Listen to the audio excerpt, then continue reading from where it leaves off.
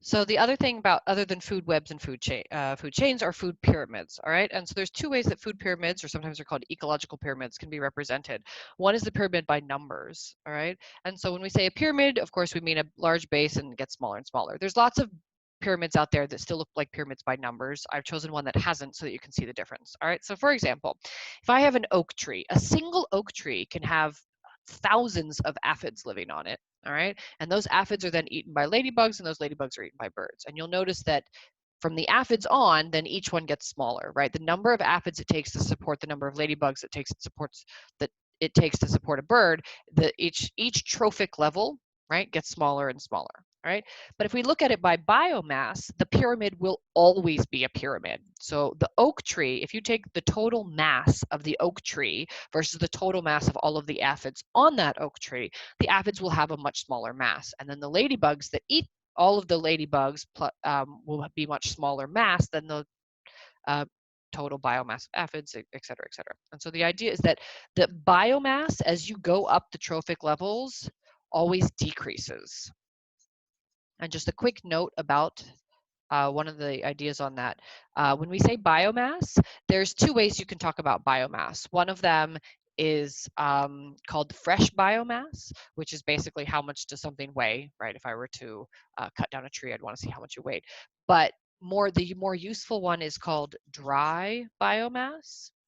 And dry biomass is basically how much biological material is there after the water's been removed. And the reason that we care about this is because plants in particular often have very different amounts of water depending on the time of year or what's going on. So if you want to know how much mass that oak tree has, it's not a great idea to cut it down and then weigh it. What you want to do is cut it down and then let it dry out and then see how much biological material is actually there after the water has been removed.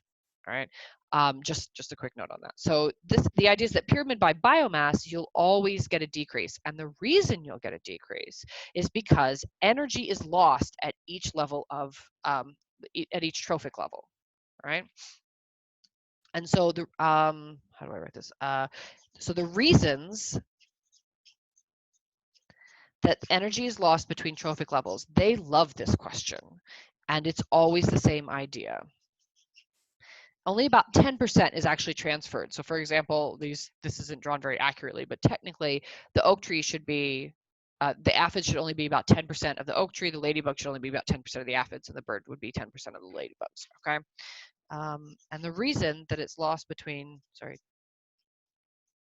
trophic levels is there's several reasons here.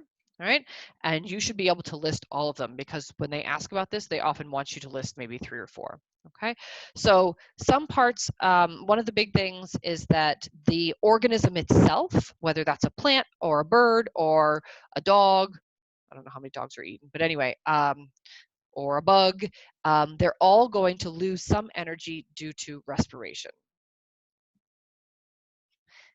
And if we're talking about a warm-blooded animal, like a bird or a mammal, then that could be due to heat loss as well. Okay, heat loss, movement, right? Most things move, but even if you're talking about a plant, it's going to be they respire.